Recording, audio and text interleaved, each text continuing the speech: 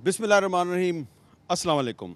Lebanon के capital Beirut से हामिद मीर आपकी खिदमत में हाजिर है।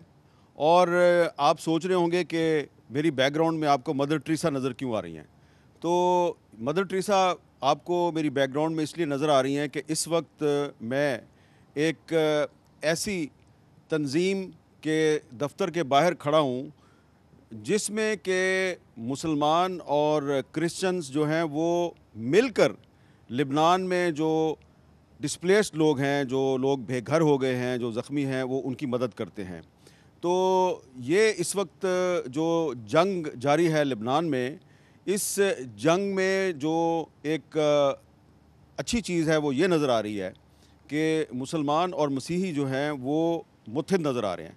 और उसका जो अमली मुज़ाहरा है वो हमें इस तंजीम की सूरत में नज़र आता है। ये तंजीम जो है एक क्रिश्चियन ख़ातून हैं रीटा, वो चलाती हैं, लेकिन उनका जो स्टाफ़ है उसमें बहुत से मुसलमान भी शामिल हैं और उनमें ऐसे मुसलमान भी शामिल हैं जिनका ताल्लुक़ जनूबी बैरूत के इलाके अल-दाहिया के साथ है और वो हिज़्बुल्लाह के सपोर्टर्स हैं। तो ये मुसलमान और क्रिश्चियन जो हैं, इनकी जो यूनिटी है यहाँ पर, ये सिर्फ़ लेबनान के लोगों के लिए एक नेक शगुन नहीं है, बल्कि ये पूरी दुनिया के लिए एक नेक शगुन है। क्योंकि इस वक्त जो दुनिया में नफ़रतें बढ़ रही हैं, उन्हीं नफ़रतों की वजह से जगह जगह पे जंग के शोले भड़क रहे हैं। तो ये जंग के शोले उसी सूरत में कम हो सकते हैं कि अगर मजहबी बुनियादों पर जो नफ़रत है इसको कम किया जाए। तो इस वक्त जो लेबनान और इसराइल के दरमियान जंग चल रही है, इस जंग के शोलों में हमें एक अच्छी एक मिसाल नज़र आई। तो हमने सोचा कि आज का जो प्रोग्राम है इसका आगाज़ रीटा की इस तंजीम से किया जाए जो मदर टेरेसा के रास्ते पे चल रही है। क्योंकि मदर टेरेसा भी जो हैं वो तमाम ज़िंदगी ज़रूरतमंदों की खिदमत करती रहीं, गरीबों का और मरीज़ों का ख्याल करती रहीं, और उनका ताल्लुक़ जो है वो साउथ एशिया के साथ था। और इसीलिए मदर टेरेसा की तस्वीर जो है वो लेबनान में देखकर आपको एक खुशगवार हैरत होती है। तो आइए हम रीटा से मिलते हैं और उनसे पूछते हैं कि वो मदर टेरेसा के रास्ते पे चलते हुए मुसलमानों और क्रिश्चियंस की जो यूनिटी है उसको कैसे इस्तेमाल कर रही हैं इंसानियत की खिदमत के लिए।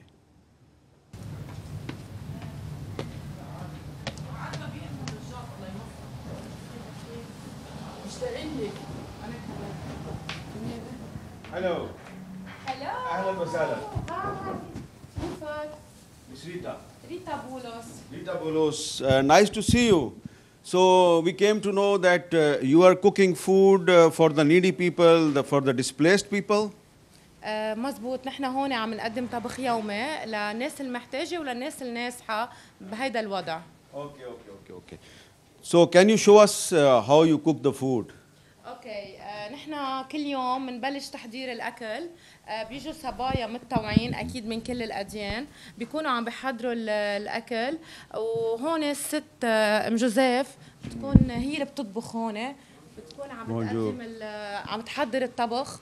ام جوزيف فرجيهم الطبخ بس انتبهي. هيدا مطبخنا المتواضع الصغير، واكيد ما تكبوا الاكل. Don't throw the food. Don't throw the food. أهلا وسهلا. أهلا فيك. What is your name? My name is Aya Hashim. I'm from South Lebanon. You're from South Lebanon. Yes. So your area is under a lot of problem. Yes, I came to here because our house was damaged in this war. I'm sitting here with my relatives at Ashrafiyeh. Rita is my friend above 6 years. She always help us there in South, and we are sharing always يعني نتشارك دائما العمل التطوعي والإنساني. So you are helping her to cook the food, to make the food, and then you will distribute in the needy people. Yes, we spread food in schools and also families that came from South or from Baalbek or from Dahi and around. Okay. Dahia, even in Dahia. Yes, around it. Okay.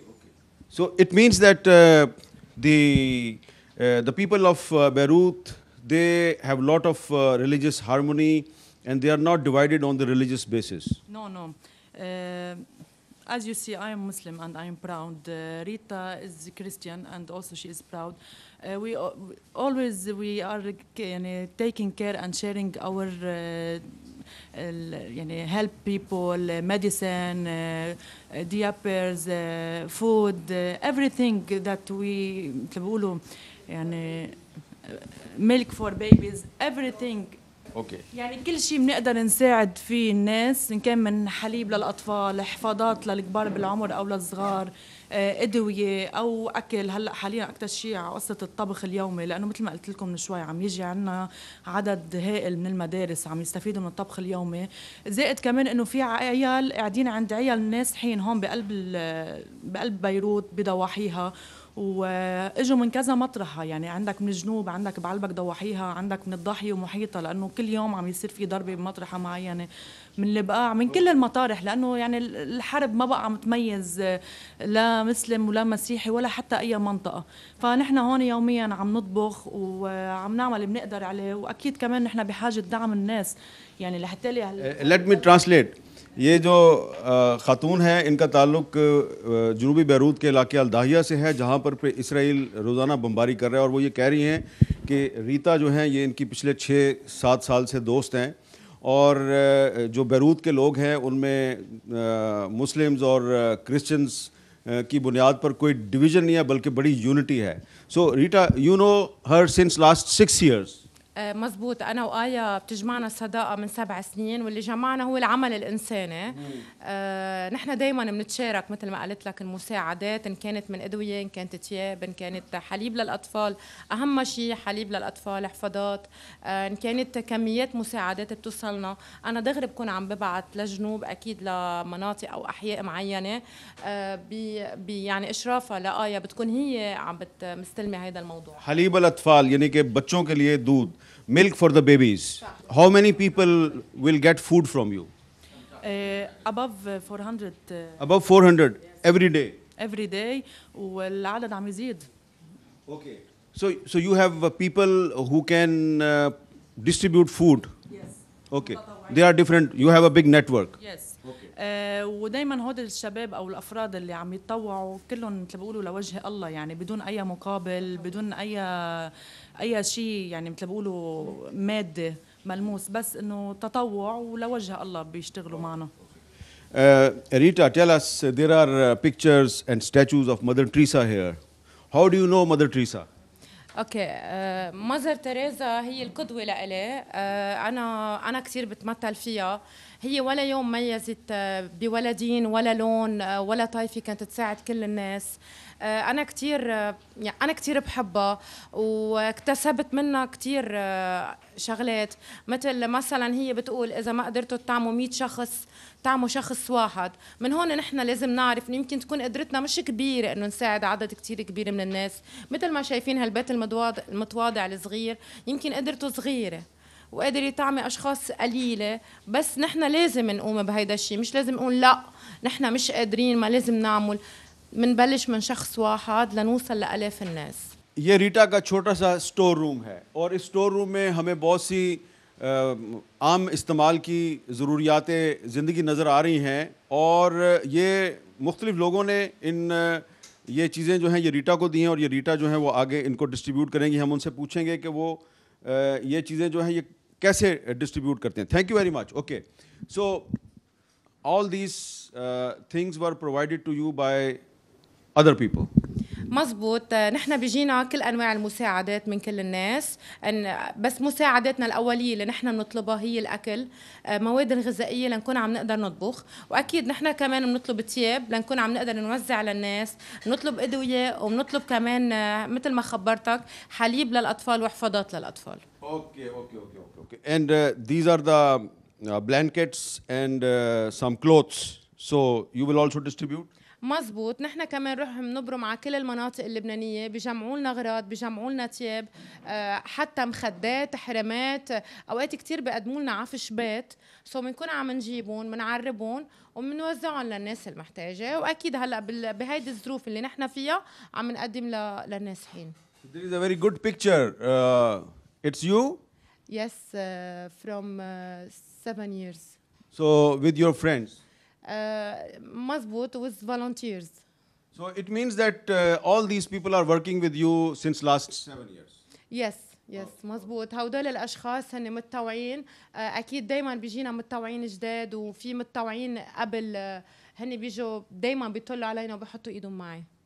ये जब मजबूत कहती है रीटा तो आप समझते होंगे ये पता नहीं क्या कर रही है, मजबूत क्या है। मजबूत का मतलब है बिल्कुल ठीक। What is your name? Hisham.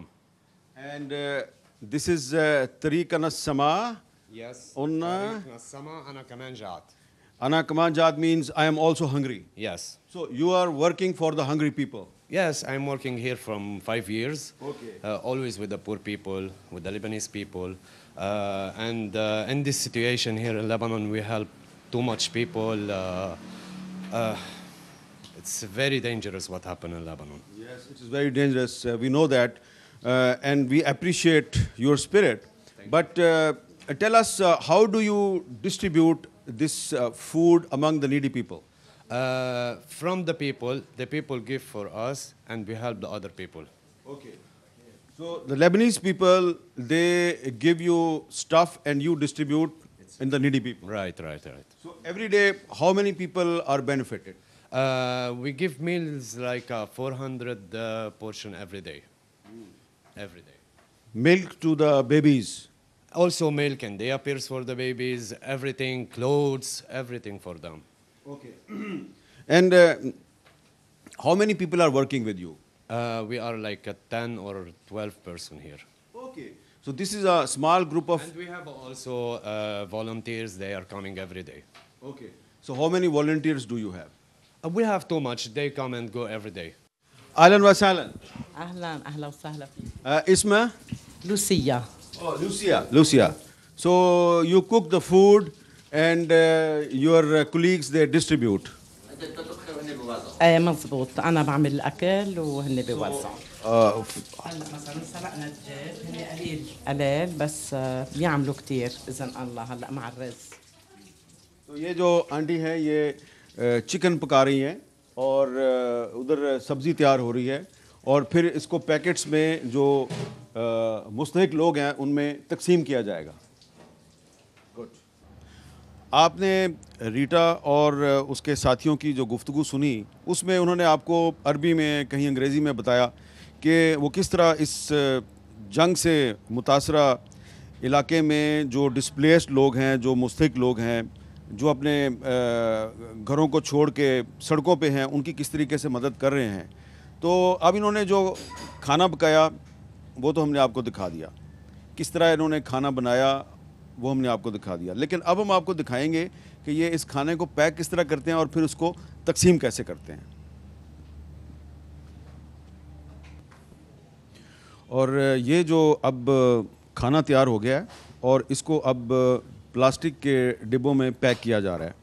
और आप देख रहे हैं कि जो आंटी पहले ये खाना पका रही थी वो एक बहुत बड़े से देगचे में से खाना डाल रही हैं और इसमें चावल भी हैं, इसमें चिकन भी है, इसमें कोई सब्ज़ी भी है और इनको तकरीबन इस सारे अमल में कोई आधा घंटा लगेगा। ये पैकेट बनाएंगे और उसके बाद इनको लोगों में तकसीम किया जाएगा और ये तकरीबन रोज़ाना 400 लोग जो हैं उनको इस किचन में से खाना बना के डिस्ट्रीब्यूट किया जाता है। और जैसा कि मैंने आपको पहले भी बताया कि इस वक्त लेबनान में जंग के हालात हैं, लाखों लोग जो हैं वो बेघर हो चुके हैं, डिस्प्लेस्ड हैं और उन लाखों लोगों में से अगर 400-450 लोग जो हैं वो सिर्फ अगर इस एक किचन से उनको खाना मुहैया किया जा रहा है तो इसका मतलब है कि और भी लोग होंगे जो कि इस तरह से रिलीफ वर्क कर रहे हैं। और यही वो तरीका है कि जिसके ज़रिए कोई कौम जो है वो मुश्किल हालात में से निकल सकती है, क्योंकि जो लेबनान की हुकूमत है वो हमें इतनी काबिल नज़र नहीं आती कि वो तकरीबन 12 लाख बेघर अफराद जो हैं वो उनके खाने पीने का इंतज़ाम कर सके।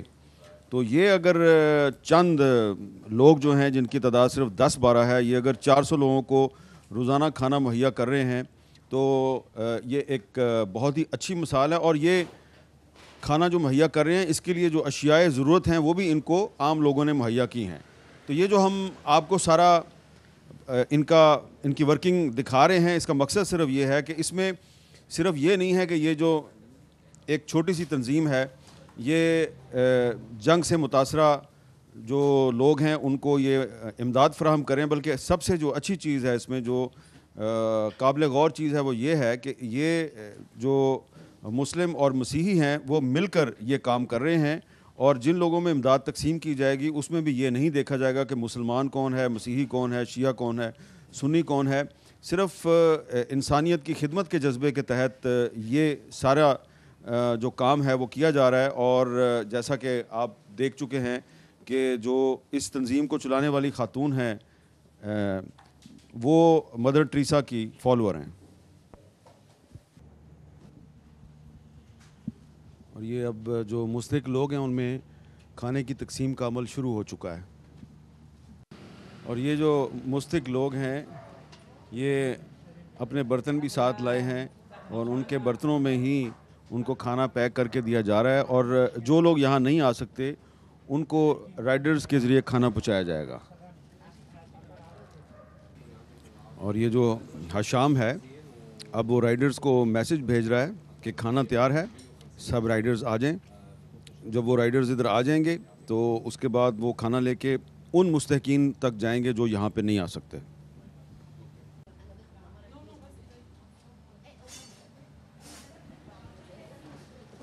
और ये देखें बहुत सी जो ख़वातीन हैं वो भी यहाँ पे आ रही हैं और उनको भी जो खाना है उनके अपने बर्तनों में फ़राहम किया जा रहा है। और ये ख़वातीन जो हैं ये काफ़ी दिन से यहाँ पे आकर खाना हासिल कर रही हैं। और ये देखें ये खातून जो है ये खाना लेके वापस गई है और कोई यहाँ पे आपको रश नज़र नहीं आ रहा। लोग बारी बारी आते हैं और अपना खाना लेके चले जाते हैं। अस्सलाम वालेकुम। वालेकुम अस्सलाम। आपका नाम क्या है? रोहिमा। रूहिमान, आप बांग्लादेश से लगती हो? बांग्लादेश। बांग्लादेश। यस। तो आप इधर काफ़ी मुश्किल में लग रही हो? मुश्किल लेबानन तीर मुश्किल। लेबानन तीर मुश्किल, माफी शोगल, माफी मसारी, तीर मुश्किल। तो आप इधर रीटा साहबा के पास आती हो इमदाद के लिए? She help you? Rita hello आते हदा कुल्लू गारत आते रीता। और ये देखें कि जो मुस्तहिक लोग हैं उनको खाने की तकसीम का अमल यहाँ पे जारी है। और ये जो खाना है ये मुस्लिम और मसीहियों ने मिल के बनाया है। और ये जो तंजीम है जो यहाँ पे काम कर रही है, इसके वर्कर्स के साथ और रीटा के साथ हमने बात भी की है। और यकीनन ये जो जज्बा है रीटा का, ये जज्बा इस काबिल है कि हम इसके बारे में आपको नहीं बल्कि पूरी दुनिया को बताएं। तो ये जो एक मैसेज है लेबनान की जंग से, जो एक मैसेज हम पूरी दुनिया तक पहुंचा रहे हैं, वो ये है कि जंग हमेशा नफ़रत से जन्म लेती है और नफ़रत को ख़त्म करने का तरीका मज़ीद जंग नहीं है, बल्कि नफ़रत को ख़त्म करने का ये तरीका है कि हम आपस में एक दूसरे के साथ रवादारी का मुज़ाहरा करें। रवादारी से अमन कायम हो सकता है और ये रवादारी की एक मिसाल यहाँ पे मुस्लिम मसीही इत्तेहाद है। यहाँ पर एक ब्रेक लेते हैं और ब्रेक के बाद दोबारा मिलते हैं। Welcome back. और अब आप मुझे देख रहे हैं समुंदर में। और समुंदर में मैं क्यों आया हूँ? इसलिए कि समुंदर में हम एक कश्ती में बैठे हैं और इस कश्ती का जो मालिक है एक मछेरा है और उसका नाम है राफत। और हम राफत से पूछेंगे कि जब से ये लेबनान और इसराइल की जंग शुरू हुई है तो उसके गुज़र-औक़ात कैसे हो रहे हैं, क्योंकि हमने देखा है कि यहाँ पे जो साहिल के आसपास पहले बहुत से रेस्टोरेंट्स थे, बहुत से लोग जो हैं वो रोज़गार कमाते थे। ये मछेरे थे यहाँ पे, वो बड़े एक्टिव थे। लोग जब यहाँ पे सैर करने आते थे तो हमने देखा कि वो कश्तियों में इधर समुंदर के अंदर जाते थे। लेकिन अब हमें यहाँ पे साहिल पे वीरानी नज़र आती है। तो राफत जैसे बहुत से जो फ़िशरमैन हैं, जो मछेरे हैं, उनकी ज़िंदगी कैसे गुजरी है, इस जंग के जो लेबनान की इकॉनमी पे, मुईशत पे असरात हैं, उसको जानने के लिए हमने आज एक मछेरे का इंतखाब किया है और उस मछेरे की बोट में हम समुंदर के अंदर मौजूद हैं। तो मैं उनसे बात करता हूँ। अस्सलाम वालेकुम mister Rafat. Thank you very much for giving us time. First of all, tell us that how is your life during this war between Lebanon and Israel? Alhamdulillah, I can say Alhamdulillah, but you know, all the road is not safe here in Beirut, and we don't have any place to go near Beirut. Okay, and we come work. It's a little bit dangerous, but we have to live. Okay. We have to continue, and I have to make fishing, even if I not take too much fish. But this is my work. Alhamdulillah. So can you go deep inside the sea? No, not too much. Okay. Not too much. It's not safe to go deep.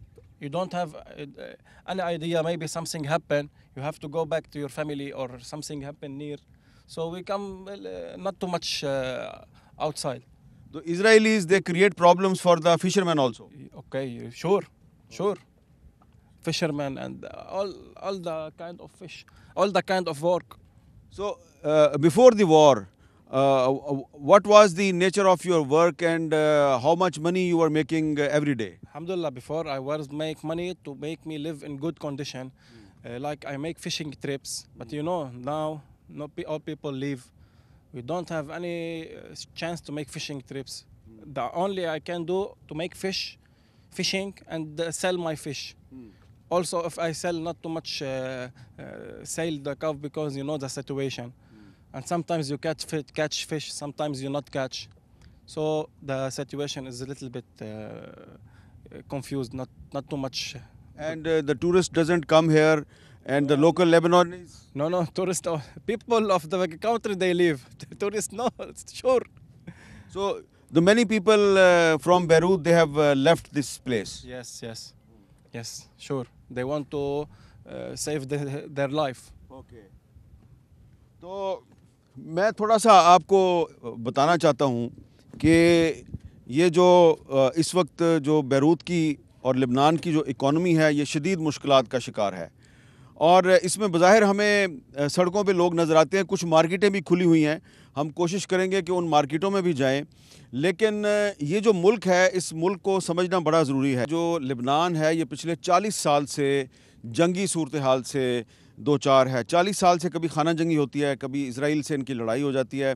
और जिस तरह पिछले साल 7 अक्टूबर को Hamas ने Israel के अंदर जाकर हमला किया, इसी तरह बहुत साल पहले जब ये जो पीछे आपको बेरूत नज़र आ रहा है, यहाँ पर जब PLO का दफ्तर था, तंजीम आज़ादी फ़लस्तीन का, तो उस वक्त भी जब इसराइल की तरफ से लेबनान के अंदर आके PLO पर हमले किए जाते थे, तो रिटेलिएशन में PLO ने भी एक हमला किया था 78-79 में। उन्होंने हमले किए थे इसराइल के अंदर जाके। जिस तरह अभी हाल ही में हिजबुल्लाह ने हैफ़ा पर हमला किया है, तो इसी तरह एक ज़माने में PLO ने भी हैफ़ा पर एक हमला किया था। और उसकी रिटेलिएशन में फिर जो इसराइल है, जो हमेशा पहले ख़ुद जारहियत करता है, लेकिन जब जवाब दिया जाता है तो फिर वो कहता है जी कि हम पर हमला हो गया। तो जो इसराइल है, उसने जो PLO का हैफ़ा पर हमला था, उसकी रिटेलिएशन में जनूबी लेबनान पर अटैक कर दिया था और फिर बहुत से इलाकों पर उसने कब्ज़ा कर लिया था।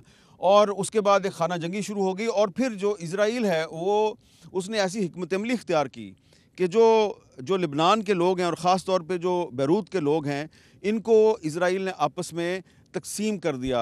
इसराइल ने जो ईसाई थे, उनको मुसलमानों से लड़ाया। मुसलमानों में भी शिया और सुन्नी जो हैं, उनके इख्तलाफात को हवा देने की कोशिश की। ईसाइयों को ईसाइयों से लड़ाया, और फिर द्रूज़ मलेशिया जो है, उसको भी उन्होंने इस्तेमाल किया एक दूसरे के ख़िलाफ़।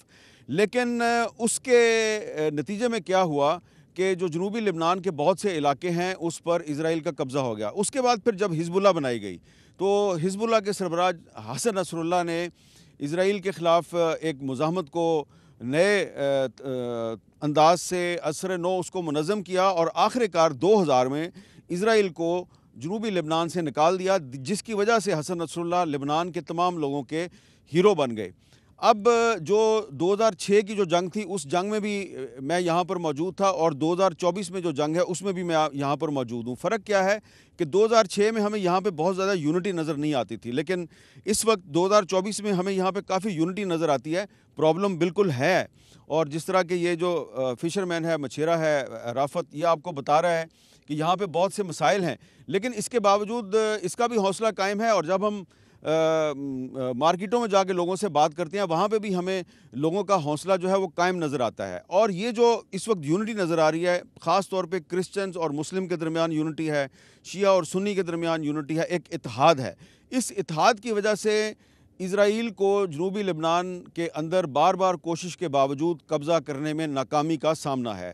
तो ये बात जो है, ये मैं बार बार इस पर इसलिए ज़ोर दे रहा हूँ कि इस वक्त जो बहुत से मुस्लिम ममालिक हैं, उनके अंदर जो मसाइल हैं, उसकी बुनियादी वजह यह है कि अंदरूनी लड़ाइयाँ बहुत ज़्यादा हैं। दुश्मन ने हमें एक दूसरे से लड़ा दिया है, और जो लेबनान के लोग हैं, इन्होंने अपनी माजी की जो गलतियां हैं उनसे सबक सीखते हुए इस दफ़ा आपस में एक यूनिटी जो है उसको कायम किया है। और ये यूनिटी जो है ये एक मिसाल बन गई है पूरी दुनिया के लिए, पूरी दुनिया के मुसलमानों के लिए एक मिसाल बन गई है। तो मैं दोबारा राफत से थोड़ी सी बात करूँगा।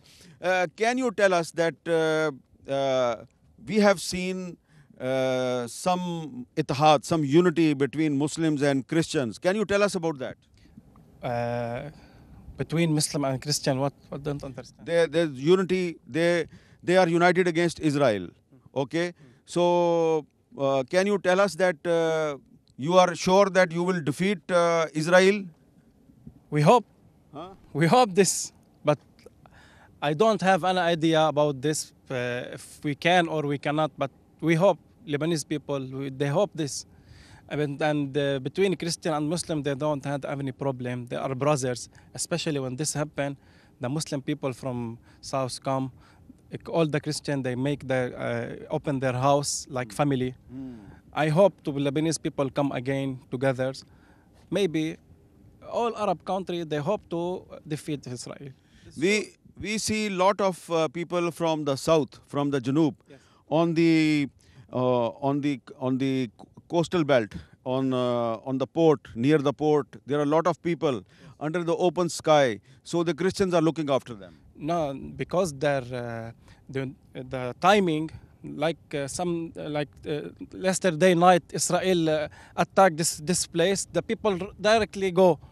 The timing between few hours. That's why you see them on the road. But after a few hours, the people, they will take care about those people and they will take them to a safe place. तो ये हमें बता रहे हैं कि जब Israel जनूबी Lebanon पर या जनूबी बैरूत पर अल-दाहिया के इलाके में हमला करता है, तो लोग वहाँ से अपनी फैमिली समेत गाड़ियों में, ट्रांसपोर्ट में निकल के यहाँ पे आ जाते हैं। यहाँ पे के जो मुकामी लोग हैं, उनसे जो कुछ भी हो सकता है वो उनकी हेल्प करते हैं। और राफत भी यही चीज़ बता रहे हैं कि इस वक्त यहाँ पर लेबनान में क्रिश्चियंस और मुस्लिम के दरमियान कोई बहुत बड़ा मसला नहीं है।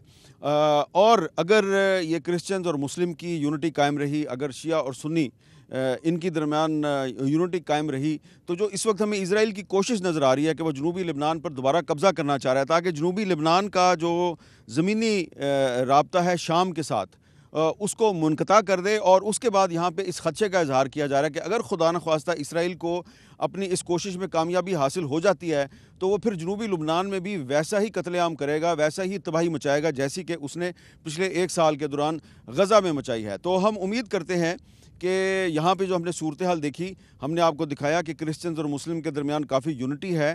तो इस यूनिटी की वजह से जो इज़राइल के अज़ाइम हैं वो कामयाब नहीं होंगे। यहाँ पर हम एक ब्रेक लेते हैं और ब्रेक के बाद हम दोबारा मिलते हैं।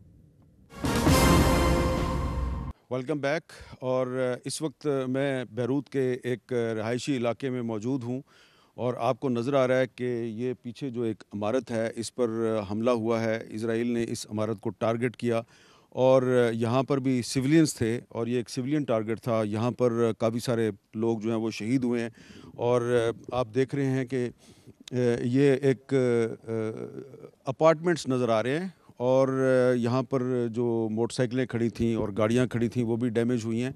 इस तरफ भी आपको एक गाड़ी नज़र आ रही है, ये गाड़ी भी जो है ये डैमेज हुई है और ये गाड़ी आपको पीछे नज़र आ रही है, ये वाली गाड़ी जो है ये गाड़ी भी डैमेज हुई है।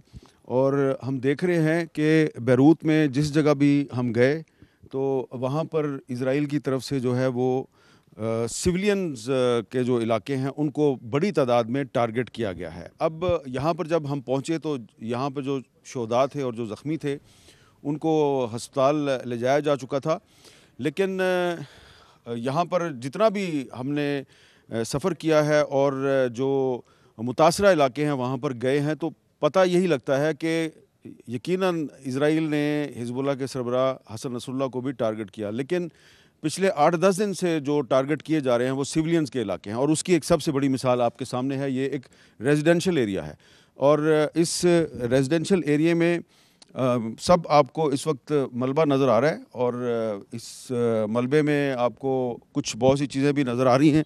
यहाँ पे चलना काफ़ी मेरे लिए दुश्वार है और ये जो यहाँ पर जो भी सूरत हाल है, इस सूरत हाल से आप ये अंदाज़ा लगा सकते हैं कि यहाँ पे जो इज़राइल की जारहियत है उसकी वजह से जो सिविलियंस को होने वाला नुकसान है उसकी नौयत किस किस्म की है। और यहाँ पर हर वक्त फ़ज़ा में जो ड्रोन हैं वो घूमते रहते हैं, तो इसकी वजह से यहाँ पे जो कारोबार है वो भी मुतासर हुआ है। और पहले भी हमने आपको बताया था कि कारोबार काफ़ी मुतासर हुआ है और अब हम कुछ मार्केट में जाके लोगों से बात करेंगे और उनसे पूछेंगे कि यहाँ पे जो कारोबार की सूरत हाल है वो क्या है। Ahlan wa sahlan. Your Isma? Isa Al-Alfa. Okay. So can you tell us what is the situation here and the impact of war on your business? يعني شغل كتير قليل وخافت العالم بيوتها، وفي عالم كتير سافرت، في عالم تركت يعني بيوتها ورحلت. كتير تأثرنا بالشغل، كتير كتير كتير. يعني الوضع كتير بيخوف وما بيطمن أبدا يعني. ये बता रहे हैं कि जब से जंग शुरू हुई है तो इनका बिज़नेस बहुत मुतासर हुआ है, लोग छोड़ के चले गए और ये कह रहे हैं कि आप देख लें कि मेरी शॉप जो है उसमें कोई सामान नहीं है, लेकिन फिर भी मैं खोल के बैठा हुआ हूँ, कोशिश कर रहा हूँ बिज़नेस चलाने की। वो सामने भी वो कह रहे हैं कि उस तरफ भी देखें, तो बिज़नेस जो है वो यहाँ पे ख़त्म हो गया। अब यहाँ पे मेरे लिए एक मसला ये है कि ये अरबी में बोलते हैं और मुझे ये जो बोलते हैं जवाब देते हैं मेरे सवाल का, वो आपको ट्रांसलेट करके बताना पड़ता है। लेकिन आप देख सकते हैं सब कुछ कि ये भी खाली है और इस तरफ भी खाली है। तो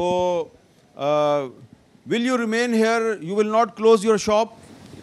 ما في شيء ابدا. العالم يعني حتى لحمه واغراض ما عم نقدر نجيب، ما عم نسترجي نجيب. لا ما سكرت، بس لما بيقولوا انه في ضربات قويه عم تهرب العالم، عم نسكر نحن، ما عم نقدر نعمل غير هيك يعني. अब वो ये कह रहे हैं कि जी वो अपनी दुकान तो बंद नहीं करना चाहते, लेकिन यहाँ पर वो जब भी धमाकों की आवाज़ सुनते हैं और इसराइल के जहाज़ या ड्रोन जब फ़ज़ा में आते हैं उसकी आवाज़ सुनते हैं तो उनको काफ़ी परेशानी होती है और इसी की वजह से कस्टमर्स भी, उन ग्राहक भी जो है वो घर से बाहर नहीं निकलते। अहलन व सहलन। أهلا وسهلا فيك. What is your name? نهى. Okay. نعم. So this there is nothing in this shop, so you come here for making your food. يس نجي مشان ناكل أكل، نعمل أكل. Okay, तो ये खातून जो है इन्होंने इसको कुछ मटेरियल दिया है, कुछ सब्जियां दी हैं और ये उन सब्जियों से वो उनके लिए कुछ Very nice, very nice. Eat here, very nice. Oh, he's very nice. This man is very nice. Okay, but these days his business is not good. Not much business now because everybody no work, no money. Bum, bum, bum, bum, bum. No. Okay. Yeah. So you are here, you will not leave Beirut. You will not go anywhere. No, here. You are here. Here. Lebanon, no go, Abadan. Lebanon, very good, but bum, bum, bum, no good. खातून कह रही हैं Lebanon is very good, bomb bomb bomb not good. बात तो आपको समझ आ गई है। तो इसका मतलब ये है कि इस खातून को जंग से काफ़ी परेशानी है, लेकिन इस परेशानी के बावजूद ये कहती है कि मैं लेबनान छोड़ के कहीं नहीं जाऊंगी। हालांकि लाखों लोग जो हैं वो लेबनान छोड़कर दूसरे मुल्कों में जा चुके हैं या जाने की कोशिश कर रहे हैं। और ये बैरूत में एक क्रिश्चियन चर्च है और इस चर्च के सामने हम देख रहे हैं कि इस जंग के मुतासरीन जो हैं वो बड़ी तादाद में चर्च के बिल्कुल सामने जो एक अहाता है उस वहाँ पर उन्होंने पनाह ली हुई है, उन्होंने बिस्तर लगाए हुए हैं। औरतें और बच्चे भी आपको यहाँ पे नज़र आ रहे हैं, इस तरफ भी आपको औरतें बच्चे नज़र आ रहे हैं, आपको इस तरफ भी औरतें और बच्चे नज़र आ रहे हैं। और ज़ाहिरी बात है कि ये मुसलमान हैं और जो चर्च है वो क्रिश्चियंस का है, लेकिन जैसा कि हमने आपको पहले भी बताया कि इस वक्त जो जंग की सूरत हाल है तो उसमें क्रिश्चियंस और मुस्लिम के दरमियान काफ़ी हमें यूनिटी नज़र आ रही है, इत्तेहाद नज़र आ रहा है। लेकिन इसके साथ ही साथ अब जबकि मैं आपके साथ बात कर रहा हूँ तो फ़ज़ा में एक इजरायली ड्रोन जो है वो काफ़ी देर से गश्त कर रहा है, और जो मेरे साथ मेरे कैमरामैन है और जो यहाँ पे हमारे एक लोकल कोऑर्डिनेटर हैं, उनका इसरार है कि अब हम अपना काम बंद कर दें, क्योंकि आपने देखा होगा कि मैं कभी अपनी जैकेट पहनता हूँ, कभी इसको उतार देता हूँ, क्योंकि यहाँ पे जो लोग हैं वो जब देखते हैं जर्नलिस्ट कैमरामैन के साथ, जर्नलिस्ट जैकेट के साथ है, तो उनको ऐसा लगता है कि ये जर्नलिस्ट अपने साथ हमारे लिए ख़तरात लेके आ गया है। और अब ये अगर यहाँ पे फिल्म बनाएगा तो हो सकता है कि इजराइल जो है वो हम पे अटैक कर दे। बज़ाहिर अमूमी तौर पे जनरली लोग जो हैं वो हौसले में नज़र आ रहे हैं, लेकिन उनकी ये कोशिश होती है कि जर्नलिस्ट के साथ वो ज़्यादा नज़र ना आए। तो बहरहाल हमने जो आपको बताना था वो ये बताना था कि यहाँ पे क्रिश्चियंस और मुस्लिम्स के दरमियान हमें काफ़ी हम आहंगी नज़र आ रही है, और ये जो लिबनान और इसराइल की जो जंग है उस जंग के अंदर से हमें एक मुस्बित पहलू उभरता हुआ नज़र आ रहा है। हम कोशिश करेंगे कि इस जंग के बारे में मज़ीद सूरत हाल से भी आपको आगाह करें। फ़िलहाल कैमरामैन हिमरान अलेक्जेंडर के साथ हामिद मीर को बेरूत से इजाज़त दीजिए। अल्लाह हाफ़िज़।